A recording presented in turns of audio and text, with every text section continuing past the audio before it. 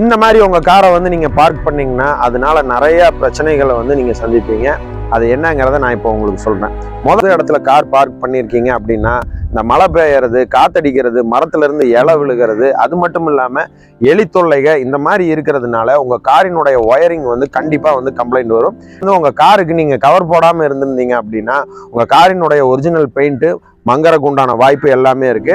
இன்னைக்கு மறுபடியும் நீங்க ரீபெயிண்ட் பண்ணணும்னு நினைச்சீங்கன்னா அதனுடைய விலையெல்லாம் வேற லெவல்ல இருக்குங்க. உங்க காரை நீங்க ஓட்டாம வச்சிருந்தீங்கன்னா உங்க டயரோடைய பாயிண்ட்ஸ் வந்து ஆட்டோமேட்டிக்கா வந்து பாத்தீங்கன்னா நிலத்தோட நிலமா இருக்கிற மாதிரி ஒரு ஃபிளாட்டான ஒரு ஷேப்புக்கு வந்துடும். அது மட்டும் இல்லாம காரை சும்மாவே நீங்க நிறுத்தி வச்சிருந்தீங்கன்னா அதுல உள்ள இருக்கக்கூடிய ஃப்ளூட் சிஸ்டம் எல்லாமே வந்து பாதிக்கிறதுக்கு நிறைய வாய்ப்புகள் இருக்கு. முடிஞ்ச அளவுக்கு உங்க காரை வந்து நீங்க பெய்ட் பார்க்கிங்ல நிறுத்திட்டு உங்க காரை வந்து கவர் போட்டு வைங்க. இந்த வீடியோ உங்களுக்கு யூஸ்ஃபுல்லா இருந்ததுன்னா மறக்காம நம்ம சேனலுக்கு வந்து லைக் பண்ணுங்க, ஷேர் பண்ணுங்க, கமெண்ட் பண்ணுங்க. நன்றி, வணக்கம்.